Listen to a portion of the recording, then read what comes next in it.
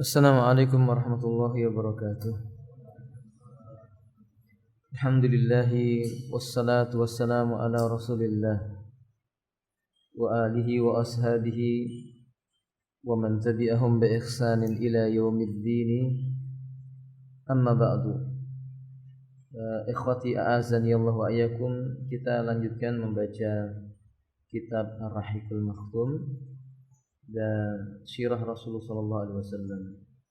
Fadhil ya akhi. Berkata penulis yang Allah Ta'ala, kedua belah pihak saling berhadapan. Tatkala kaum muslimin telah muncul dan kedua belah pihak sudah saling berhadapan, maka Rasulullah SAW berdoa, Ya Allah, ini orang-orang Quraisy telah menyongsong dengan kesombongan dan keangkuhannya, menentangmu dan mendustakan Rasulmu.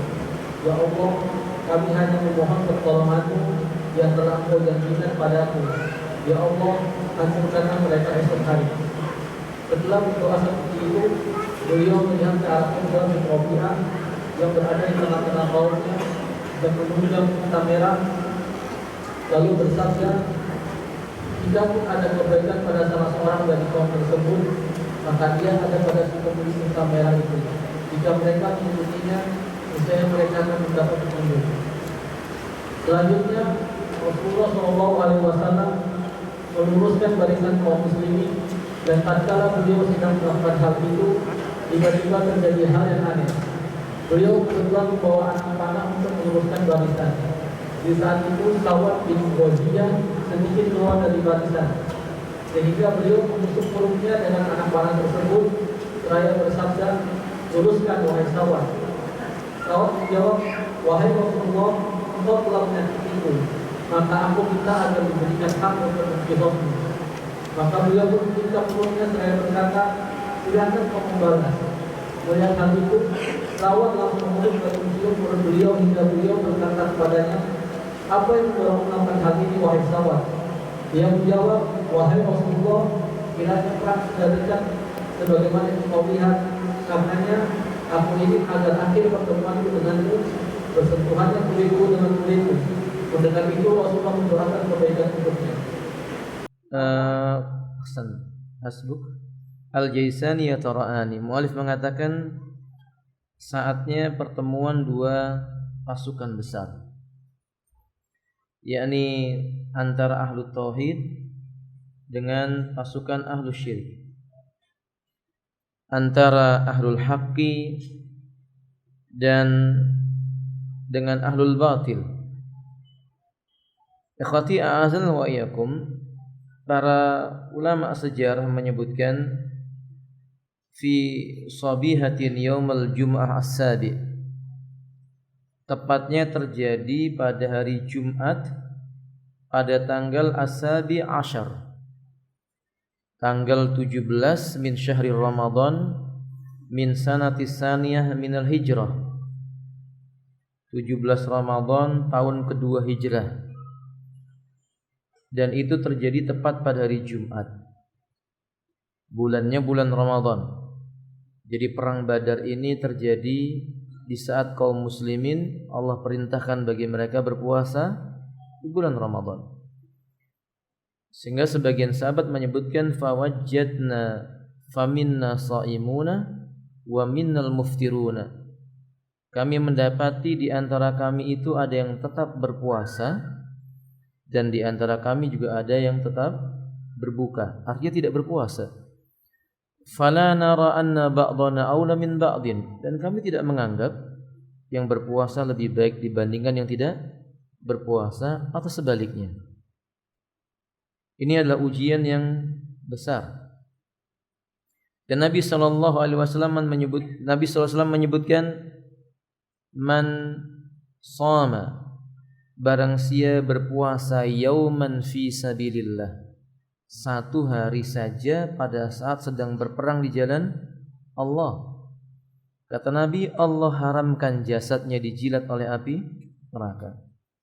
Maka sebagian para sahabat ketika itu tetap berpuasa. Sekali lagi yang terjadi pada hari apa, Jumat. pada tanggal 17 di bulan Ramadan tahun yang ke-2 Hijriyah. Yani talaqa fariqat tauhidi ma'a fariqis syirki. Pasukan ahlu tauhid dan ahlu syirik keduanya bertemu. Dan kedua-duanya saling mewaspadai musuh-musuhnya.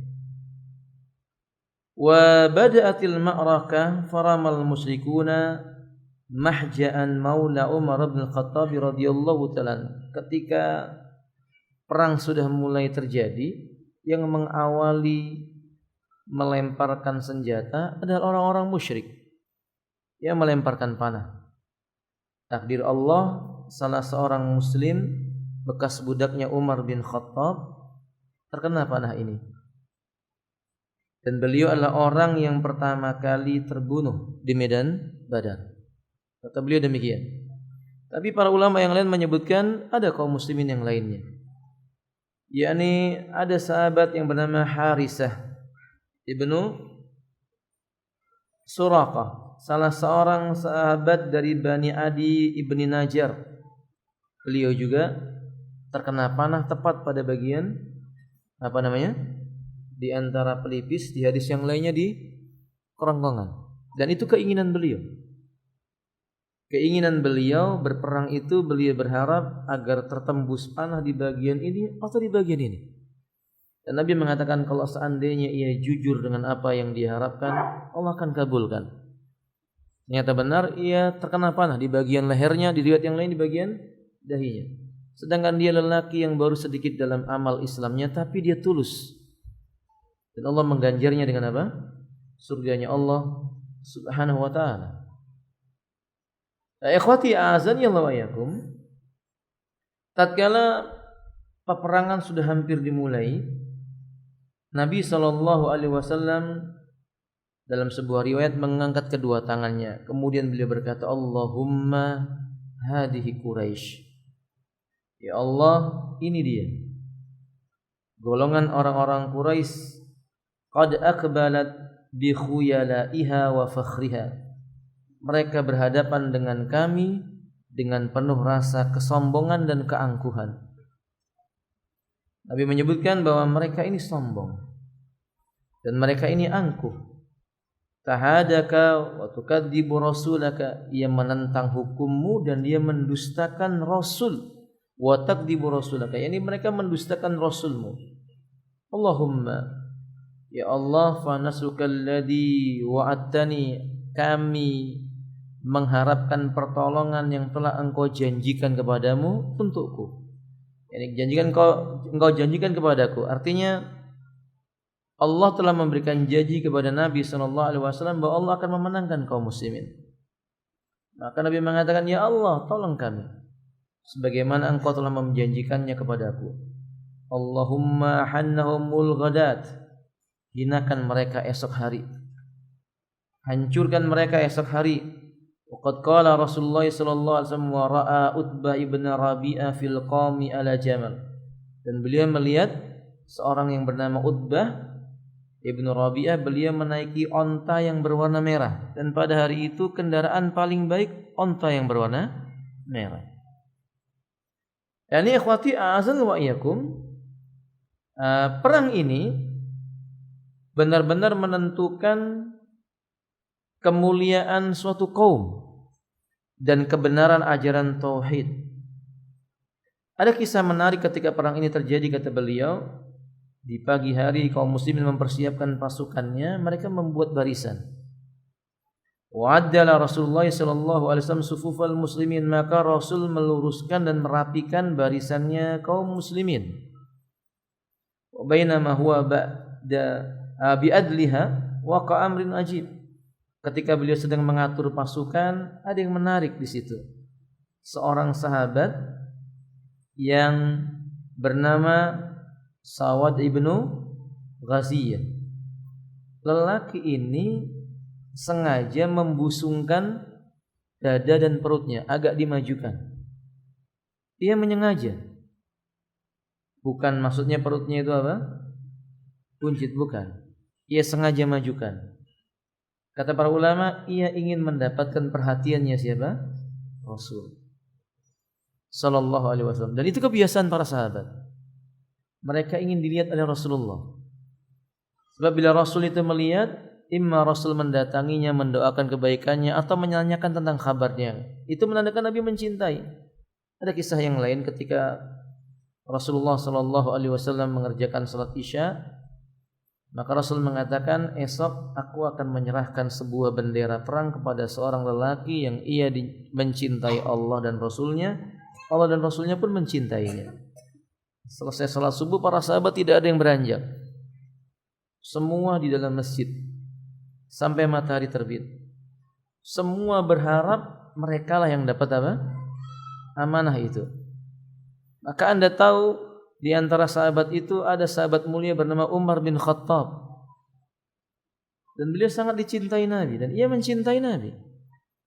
Dan beliau ingin berharap mendapatkan kebaikan tersebut. Beliau itu orang yang tubuhnya besar. Badannya tegap, jenggotnya sangat tebal. Maka Umar menceritakan, sengaja aku meninggikan leher dan dadaku agar Rasul melihat aku. Artinya para sahabat begitu. Mereka ingin kebaikan itu melakukan yang terlebih dahulu. Tidak terkecuali sahabat tadi, Sawad ibnu Ghaziyah, di medan perang tersebut.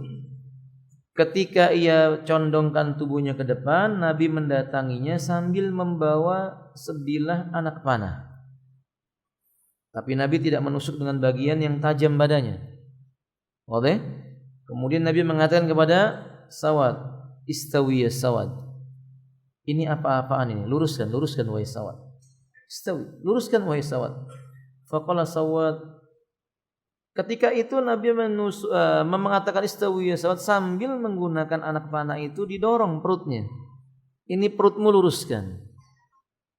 Luruskan wahai Sawad.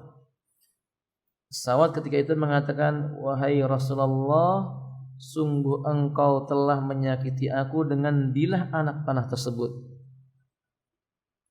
Maksudnya, aku berhak untuk menuntut balas. Nabi itu orang yang lembut.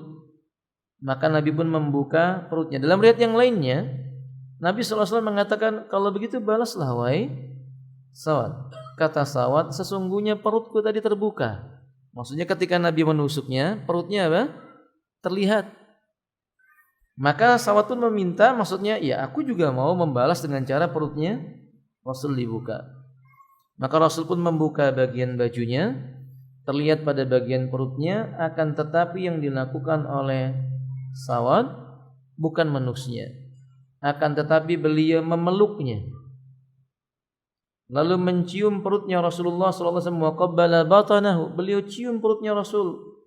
Lalu kemudian Nabi mengatakan, ma hamalaka ala hadha ya Sa'ad, ini apa-apaan ini? Kenapa begini wahai Sawad? Apa yang membuat engkau berbuat seperti itu? Qala ya Rasulullah. Sawad mengatakan dengan polos, wahai Rasulullah sallallahu alaihi wasallam, qad hadara ma tara. Perang ini sebagaimana yang telah kamu lihat sebentar lagi akan terjadi. Fa'aradtu ayyakuna akhiral ahdi bika ayyamassa jildi jildak.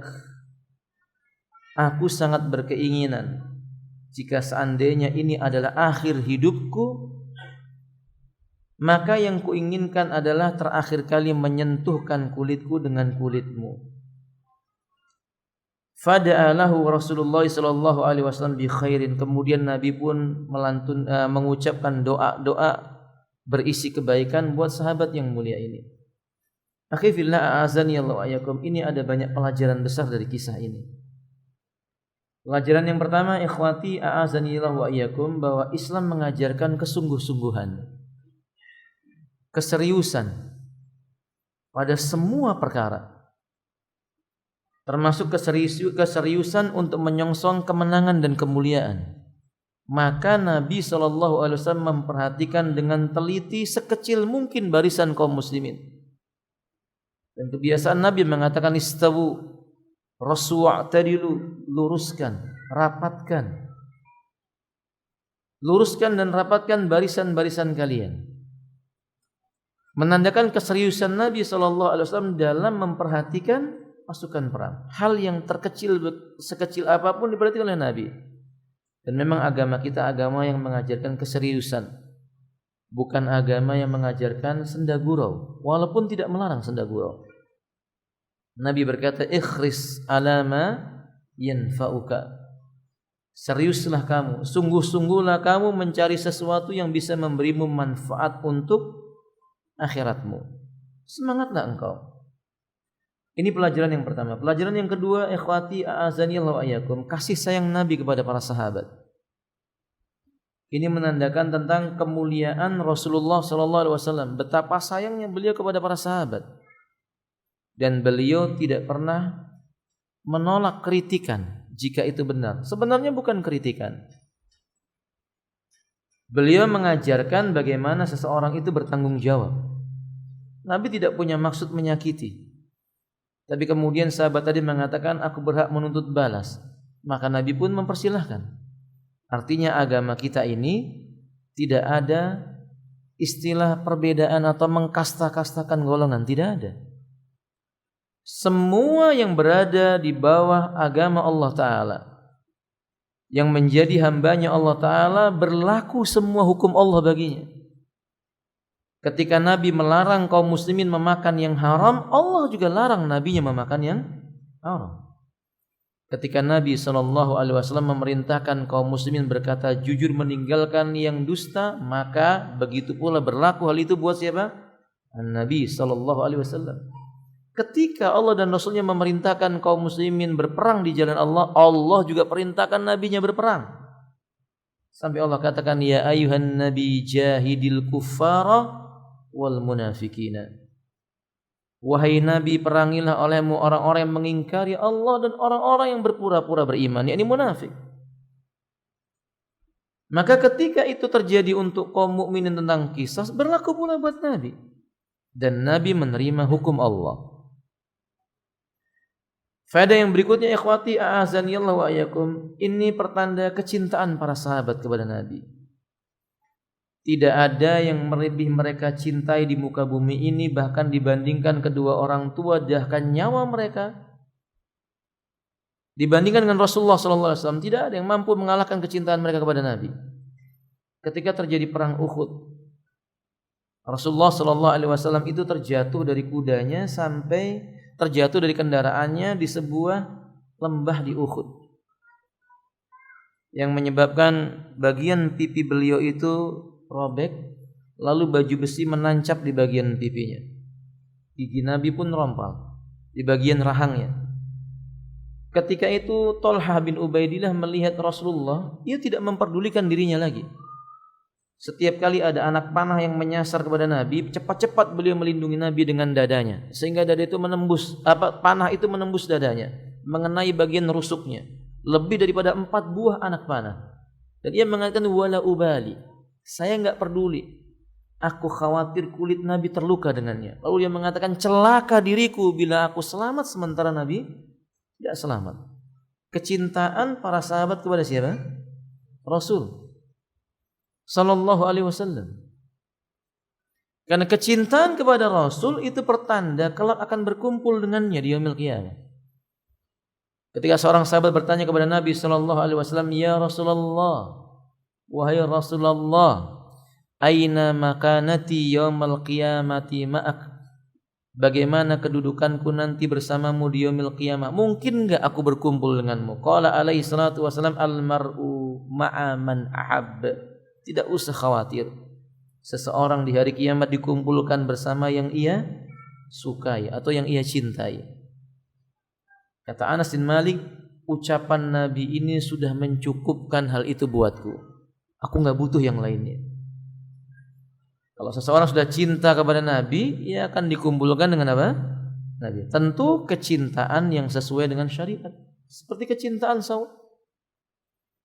Beliau tidak mengetahui apakah setelah perang Badar ini masih hidup atau tidak. Tapi beliau berkata, kalau seandainya memang ini akhir kehidupanku, yang aku inginkan terakhir aku sentuhkan kulitku ini dengan kulitmu.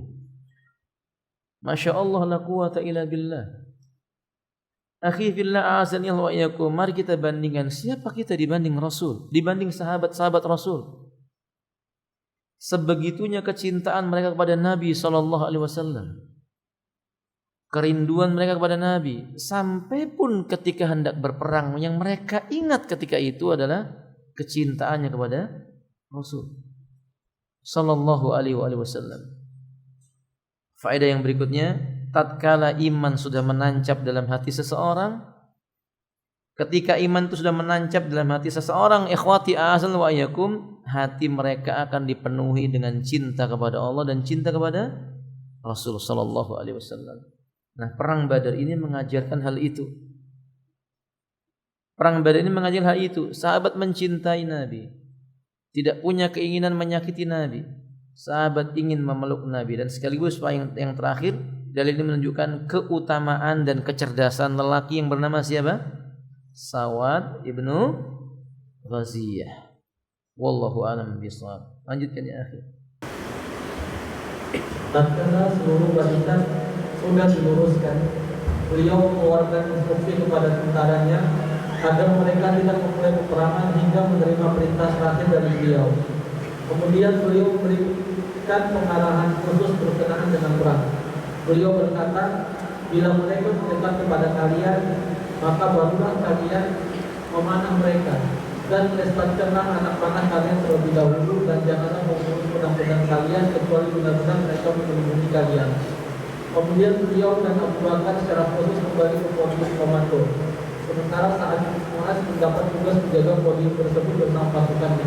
Nah, ini di perang ketika berhadapan, Nabi tahu pasukan kaum musyrikin lebih banyak. Tapi di antara strategi perang itu yakni merapikan barisan. Karena ketika perang terjadi di zaman dahulu itu berhadapan-hadapan. yakni formasi perang itu bisa mempengaruhi mental musuh. Makanya ketika itu pasukan kaum muslimin itu dibuat barisannya rapat. Sampai Bilal menceritakan saking rapatnya barisan itu, mereka berjalan seperti langkah yang tegap. Kata para ulama, ini memberikan faedah agar tidak terselip di hati kaum muslimin keinginan melarikan diri. Tidak ada lagi jalan untuk keluar. Yang ada maju ke depan. Mereka membunuh musuh, kemudian dimuliakan oleh Allah, atau mereka diwafatkan kemudian dijanjikan surganya Allah Subhanahu wa taala. Kedua, Nabi memberi faedahnya pasukan perang itu dirapatkan, ada ketenangan. Dan ini benar ya kawan, mirip dengan barisan salat. Salat itu semakin rapat safnya, semakin menenangkan jiwa. Makanya Nabi mengatakan, yakni la tukhali baina sufufikum inna khilala sufufi yakumu fiha syaitan, atau kama qala alaihi salatu wasallam. Jangan biarkan renggang safmu. Kerenggangan dalam saf itu menjadikan syaitan masuk ke dalam barisan safmu. Ya kalau setan sudah masuk ke dalam barisan saf, ya dia akan mengganggu, membisik-bisikkan rasa takut, was-was dan semisalnya. Sehingga ketika sholat itu rapat, akan lebih tenang, lebih khusyuk. Begitu pula para sahabat. Ada perasaan bahwa saudaranya bagian dari dirinya. Seperti yang Nabi menyebutkan, al-muslim al-muslim kalbunyan. Seorang muslim atas muslim yang lainnya perumpamaannya seperti sebuah bangunan. Jadi kalau satu sahabatnya rebah, yang lainnya juga harus merasakan rebahnya sahabat tersebut. Nah, ini menggetarkan pasukan Quraisy. Maksudnya begini, secara psikologis Quraisy itu menyangka barisannya kaum muslimin akan terpecah belah. Tapi tidak. Mereka melihat pasukan kaum muslimin itu semakin merapat. Semakin yakinlah pemuda-pemuda Quraisy ketika itu, orang ini berperang bukan untuk lari, tapi kematian itu mereka telah siap dengannya. Ya bagaimana tidak ya kawan, kalau secara akal, bila kaum muslimin itu barisannya rapat, tentu anak panah yang dilemparkan oleh orang-orang musyrikin lebih mudah mengenai sasaran. Sahih? Kalau pakai akal, kalau perang itu misalnya berpencar-pencar, tentu memanahnya lebih sulit. Tapi pada situasi itu peperangan merini terjadi, justru pasukan kaum muslimin rapat. Softnya itu benar-benar rapat dan lurus. Hingga muncul dalam pikirannya orang-orang Quraisy, ini orang gak takut mati. Kalau berperang dengan orang yang gak takut mati, mau kemana lagi arah musuh yang akan menghadapi dia? Paham ini ya kawan? Dan sampai hari ini, jika terjadi sebuah medan jihad, kaum muslimin tidak akan pernah merasa takut mati. Dan itu yang membuat gentar musuh. Bagaimana mau berhadapan dengan orang yang tidak pernah takut dengan kematian. Di mana kematian mereka cari. Dan para sahabat mencari kematian ini. Tapi mereka tahu bahwa kematian itu sesuatu yang telah dituliskan oleh siapa? Allah Subhanahu wa taala. Maka ada ketika seorang sahabat itu mendengar Nabi mengatakan fara'aitul jannah. Aku melihat surga itu tahta di bawah kilatan-kilatan pedang. Lalu kata beliau irduha kasamawati wal ard. Luasnya surga itu seluas langit dan bumi. Sahabat ini bertanya, "Ya Rasulullah, irduha kasamawati wal ard, benarkah luasnya surga itu seluas langit dan bumi?" Kata Nabi, ra'aitul jannah irduha kasamawati wal ardi, irduha samawati wal ardi. Aku lihat surga itu luasnya seluas langit dan bumi. Falamma akala tamar, ketika beliau mengambil kurma dari apa? Kantungnya. Dia di siang lainnya beliau mengambil kantung di kanannya. Lalu beliau makan. Saat beliau makan, beliau merasa terlalu lama. Beliau berkata, "Beh, beh, beh." Kata Nabi sallallahu alaihi wasallam, "Kenapa beh?" Maksudnya kagum, surga itu luasnya seluas langit dan bumi. Kata beliau, terlalu lama menunggu kurma di kantung ini harus apa? Habis untuk masuk surga. Ia campakkan makanannya, bukan maksudnya dibuang. Ia menyongsong surga. Ia membunuh musuh dan kemudian terbunuh, dan Nabi mengatakan huwa fil jannah, dan dia berada di surganya Allah Subhanahu wa taala. Nah, ini perang Badar demikian. Nah, makanya ketika pemuda-pemuda Quraisy melihat pasukan kaum muslimin seperti itu, mereka berkata, "Ya Abul Hakam, alla tufakkir, apa enggak mikir lagi nih Abu Bakar? Innahum qaumun la yastahiyanil maut." Mereka ini kaum yang enggak takut sama mati. Wa kaifa bina, bagaimana kita? Labudda lana an narji ila Makkah. Udah kita pulang aja ke Makkah. Apa kata Abul Hakam atau Abu Jahal ini? Arun alaikum. Arun alaikum. Itu aib buat kalian, itu aib buat kalian. Hati-hati ikhwan, menandakan apa? Lisan itu memiliki pengaruh sihir. Lisan memiliki pengaruh sihir. Maka orang-orang Arab menyebutkan, atau Nabi bahkan mengatakan, inna fil bayani la sihran. Pada sebuah perkataan itu terkadang mengandung unsur sihir. Maksudnya sihir itu mempengaruhi seseorang.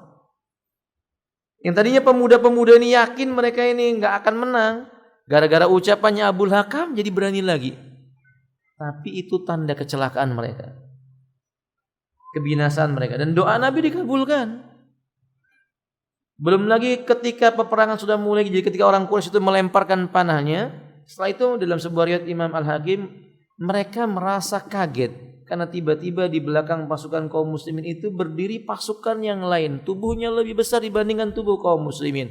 Seluruh pakaiannya berwarna putih. Dalam riwayat yang lainnya wajahnya mengeluarkan cahaya. Sehingga sebagian pemuda Quraisy lari, tidak peduli dengan Abul Hakam lagi. Tidak peduli lagi dengan ucapannya Abul Hakam.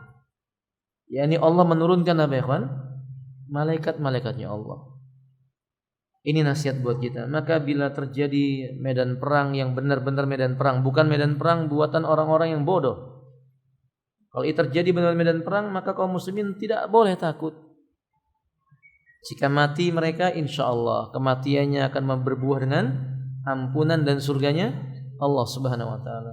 Jika dia menang, maka Allah menjanjikan baginya apa ya kawan? Ghanimah. yakni halal baginya ghanimah. Wallahu a'lam bishawab. Sampai di sini teman-teman. Ini pertanyaannya sudah banyak banget.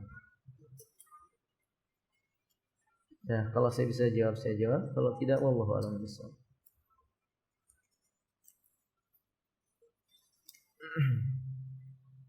Assalamualaikum warahmatullahi. Ana merasa sedang terkena futur. Maksudnya saya sedang futur. Lalu bagaimana cara menghadapi futur? Jazakallahu khairan.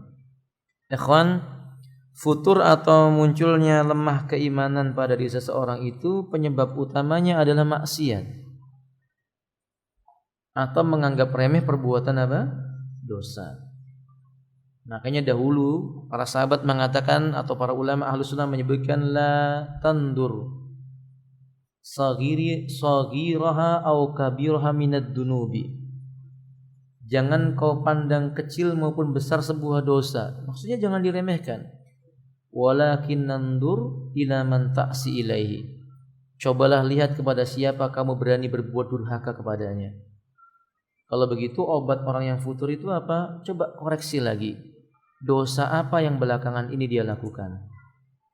Mungkin sengaja memandang wanita yang bukan mahram, atau coba-coba khalwat dengan akhwat, atau dusta, atau mungkin durhaka kepada orang tua, atau coba dikoreksi. Kemudian bertaubat kepada Allah Subhanahu wa taala. Yang kedua, ikhwati a'azan wa iyakum, futurnya seseorang itu karena sebab bi'ah, lingkungan yang mempengaruhi dirinya. Oleh karena itu, orang membutuhkan lingkungan yang baik. Kalau antum hafal Quran, antum hafal hadis, antum rajin ke majelis ilmu, tiba-tiba antum berkumpul dengan orang-orang yang buruk akhlak, ia akan mempengaruhi agama antum. Maka Nabi mengatakan al-mar'u ala dini khalilihi, seseorang sangat bergantung dengan kondisi agama siapa? Temannya. Dan lingkungan sangat mempengaruhi. Kalau begitu, lihat mana lingkungannya. Kalau memang lingkungannya buruk, segera dia berhijrah, pindah mencari tempat yang bisa mengingatkannya kepada Allah Subhanahu wa taala. Yang ketiga, kebiasaan menunda amal saleh. Jadi penyebab orang itu futur karena suka menunda amal saleh. Mau sedekah, nanti aja, besok masih ada hari. Kadang mau sedekah hari Kamis, lalu dia berpikir kayaknya hari Jumat pahalanya lebih besar. Akhirnya dia sedekahnya ditunda hari Jumat. Pas datang ke masjid, imam sudah memulai takbiratul ihram. Selesai salam dia lupa sedekah.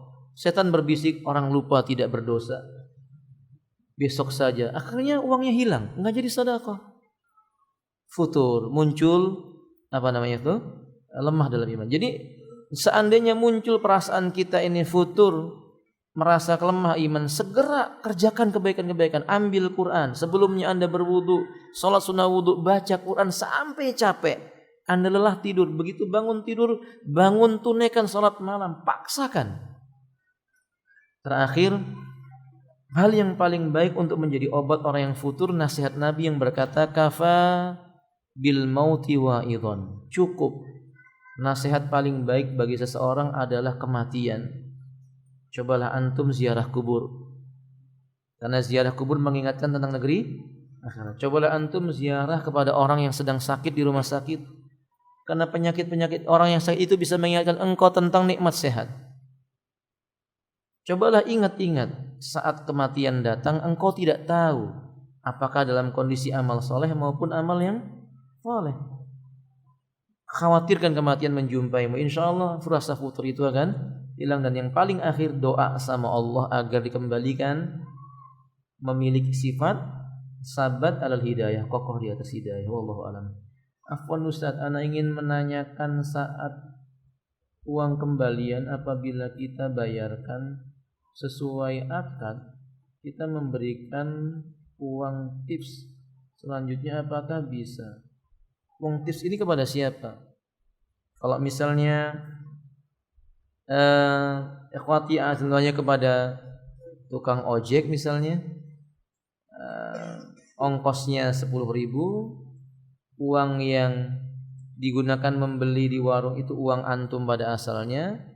Lalu kemudian dia datang kepada antum, bayar ongkos jasa ambilnya 10.000, lalu Anda tambahi karena Anda ingin memberi hadiah, bukan karena sebab hutang, ya boleh. Tapi kalau karena sebab yang membelikan gado-gadonya misalnya, si tukang ojek itu berarti pakai uangnya tukang ojek tadi, harganya 20.000. Antum kasih 25.000, ongkos ojeknya 10.000. Lalu Anda berkata yang 5.000 hadiah buat Anda. Itu bukan hadiah, itu hutang yang ditambahkan. Paham? Nanti bisa berbau riba. Jadi tinggalkan ya ikhwan. Wallahu a'lam bishawab. Afwan Ustaz, ana minta nasihat agar kami selalu semangat beribadah. Tadi sudah saya sebutkan. Nasihat tentang semangat beribadah sama dengan nasihat bagi orang yang sedang apa tadi? Futur. Semoga bermanfaat. Wallahu a'lam. Ustaz, salah satu hadis tanda kiamat itu diantaranya adalah umat muslim memerangi suatu kelompok bermata sipit dan berhidung pesek. Apakah yang dimaksud adalah bangsa, melalui beliau menyebutkan sebuah ras dalam sebagian kaum muslim. Apakah ini maksudnya adalah bangsa tersebut? Ikhwan, wallahu alam. Ya ikhwan, bukankah yang bermata sipit itu bukan hanya dari ras Cina? Korea juga matanya sipit. Jepang juga matanya apa? Sipit. Tetangga saya juga orang Jawa matanya sipit. Alhamdulillah. Anda nggak bohong sama antum, benar ada sipit. Jadi maksudnya ikhwati azza yang dimaksudkan Nabi di situ adalah mereka yang menjadi pengikutnya Dajjal. Tidak ada penjelasan secara tegas mereka dari bangsa mana. Fine. Cuma disebutkan mereka ini bangsa disebut dengan At-Turk. Tapi bukan berarti mereka ini orang dari dataran Sin. Atau dari Yaban, Jepang maksud saya. Atau Korea, bukan. Wallahu a'lam bishawab. Tapi didukung dengan hadis-hadis yang lainnya, mereka punya sifat. Sifat mereka itu apa? Suka mendustakan kebenaran. Pandai berbicara dengan lisan dan gemar menipu kaum muslimin. Siapa mereka? Wallahu a'lam bishawab. Dan hendaklah kita berharap jangan pernah bertemu dengan kaum itu. Ini termasuk apa? Fitnah. Antum jangan doanya, ya Allah, saya ingin tahu mereka, ya Allah, tunjukkan. Ikhwan kena fitnah. Fitnah. Zaman fitnah itu susah. Jadi berlindung kepada Allah darinya, bukan malah ingin bertemu dengan fitnah.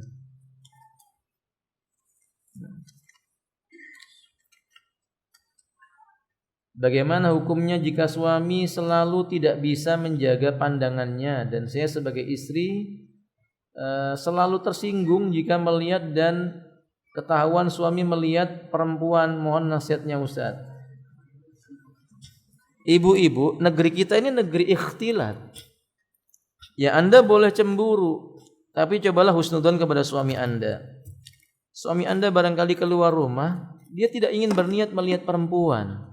Tapi qadar Allah, negeri kita negeri ikhtilat. Keluar rumah sudah perempuan.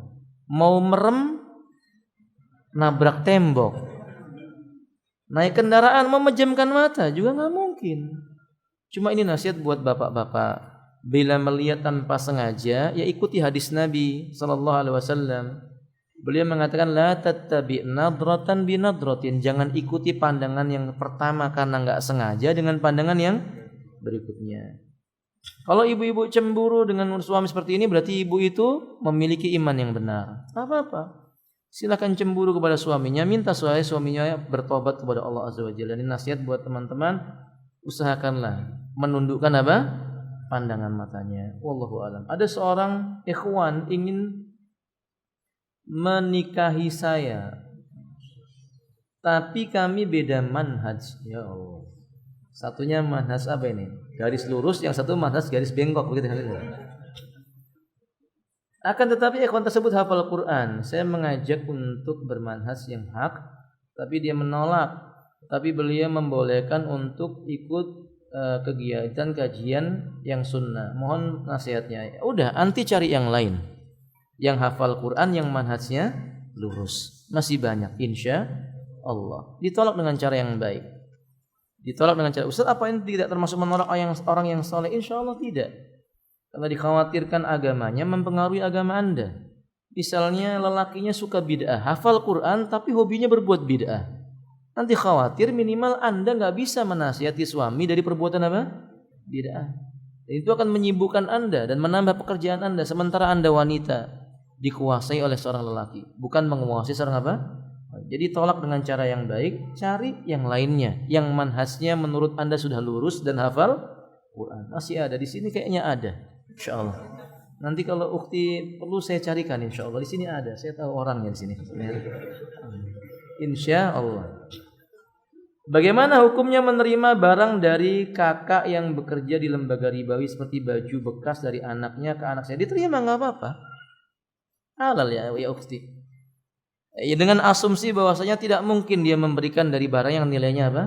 Haram. Karena hukum asalnya kepada seorang mukmin itu apa? Berbaik sangka. Barangkali bekas baju milik anaknya itu pemberian orang juga. Sahih? Maka diterima. Jangan berprasangka buruk kepadanya. Kecuali Anda tahu dia berkata ini uang hasil kerja saya belikan baju hadiah buat engkau, diterima kemudian berikan kepada yang lebih berhak, mungkin fakir dan miskin. Kalau Anda termasuk fakir maka boleh. Wallahu a'lam bishawab. Apakah yang dimaksud dengan kufur? Kufur artinya mengingkari apa yang datang dari Allah dan Rasulnya. Lawannya adalah apa? Iman. Apakah kufur itu mesti keluar dari Islam? Tidak. Ada yang disebut dengan kufrun duna kufrin, kekufuran yang hampir mengeluarkan pelakunya dari Islam. Tapi secara umum kufur maknanya keluar dari ajaran Islam. Wallahu a'lam bishawab.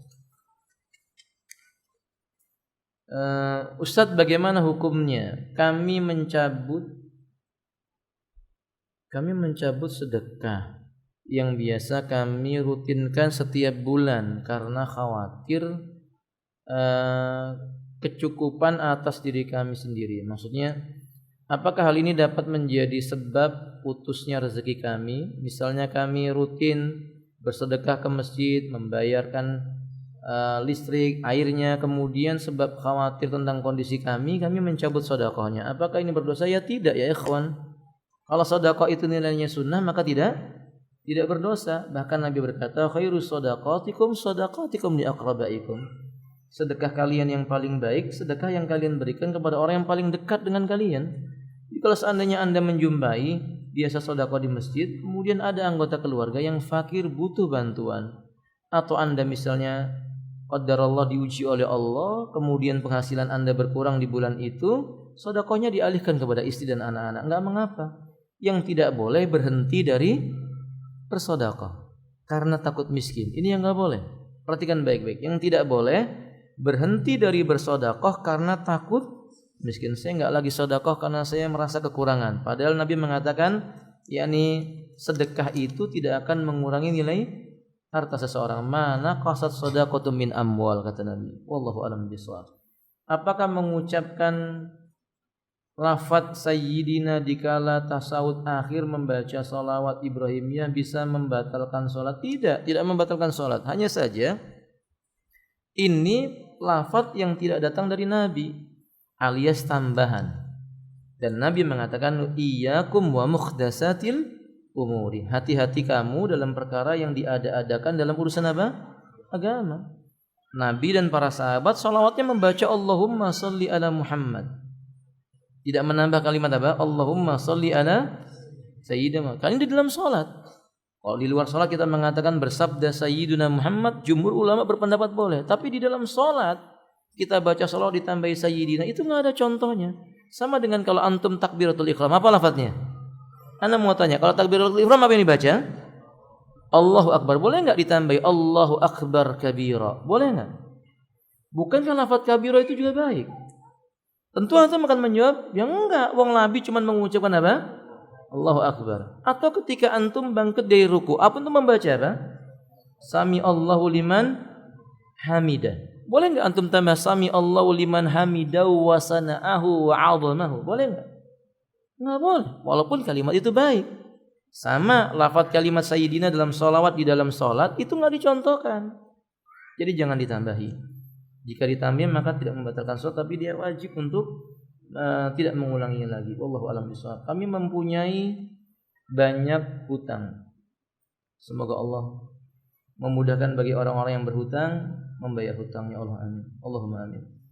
Dengan berbagai apa ini nominal besar dan kecil, lebih baik yang mana yang dibayar lebih dahulu, nominal yang besar atau yang kecil? Yang antum bayar terlebih dahulu orang yang antum janjikan lebih dekat pembayarannya, karena janji itu adalah dan akan ditagih di yaumil qiyamah. Kalau antum memang misalnya maslahatnya membayar yang lebih kecil dahulu, yang lebih kecil dahulu. Bila orang-orang memiliki sifat samhah, maka antum ambil kelonggaran yang datang darinya. Wallahu a'lam bishawab.